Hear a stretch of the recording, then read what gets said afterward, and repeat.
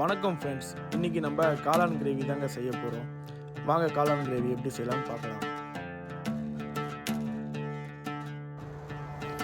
ஒரு கடாய் எடுத்து வச்சு அதில் 2 டீஸ்பூன் நெய் சேர்த்துக்கோங்க.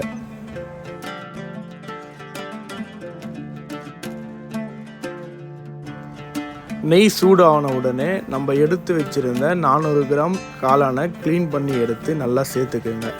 சேர்த்துட்டு நல்லா அப்படியே வதக்குங்க.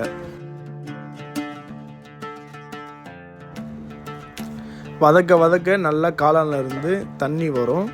நல்லா ஹை ஃப்ளேமில் வச்சு தண்ணி சுண்டுற வரைக்கும் நல்லா வதக்கி அப்புறம் காளானை எடுத்து தனியாக வச்சுக்கோங்க.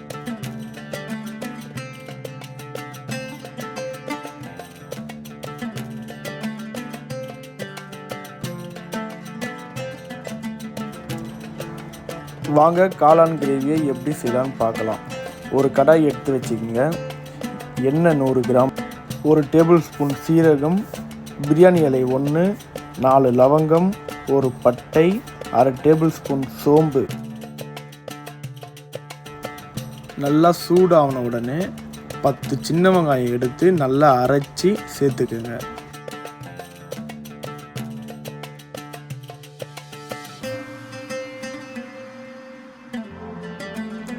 வெங்காயம் நல்லா வதங்கின உடனே 3 பச்சை மிளகா சேர்த்துக்குங்க. வாங்க இப்போ நம்ம மசாலா ஐட்டம் சேர்த்துக்கலாம். 2 டேபிள் ஸ்பூன் வெறும் மிளகாத்தூள் சேர்த்துக்குங்க. 2 டேபிள் ஸ்பூன் மல்லித்தூள் சேர்த்துக்குங்க. 2 டேபிள் ஸ்பூன் கரம் மசாலா சேர்த்துக்குங்க.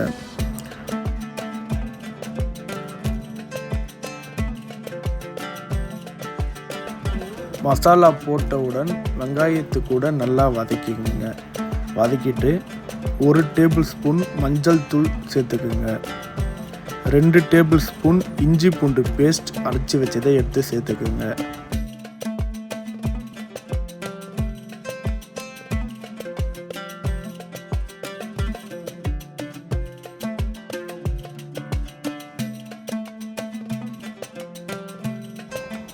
மசாலா நல்லா கெட்டியாக வந்த உடனே தேவையான அளவுக்கு உப்பு சேர்த்துக்குங்க.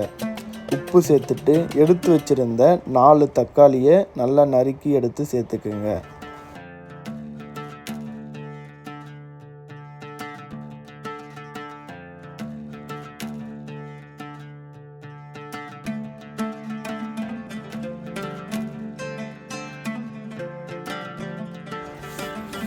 மூணு டேபிள் ஸ்பூன் தயிர் சேர்த்துக்குங்க.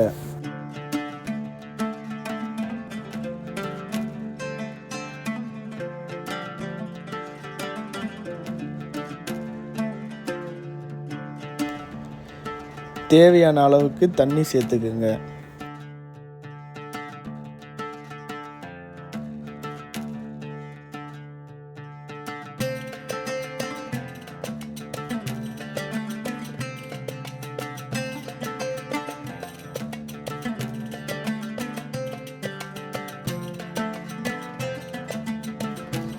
மசாலா நல்லா கொதிச்சு வந்தவுடன் கொத்தமல்லி நல்லா அரைச்சி 1 கப் எடுத்து சேர்த்துக்குங்க.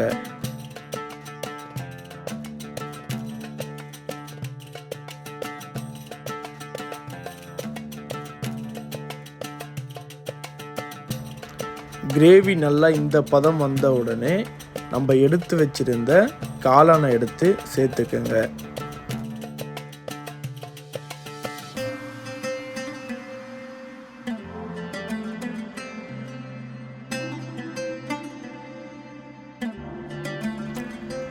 காளானை போட்டுட்டு நல்லா கலந்து விட்டுக்குங்க. 1 கைப்பிடி கருவேப்பிலை போட்டுட்டு லோ ஃப்ளேமில் வச்சு கொஞ்ச நேரம் மூடி விட்டுடுங்க.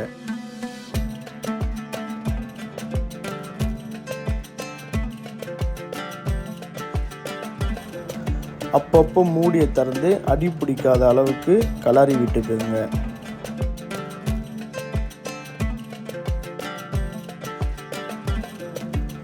காளான் கிரேவி இந்த பதத்துக்கு வந்த உடனே கொத்தமல்லி கொஞ்சம் நல்லா தூவி விட்டுக்குங்க.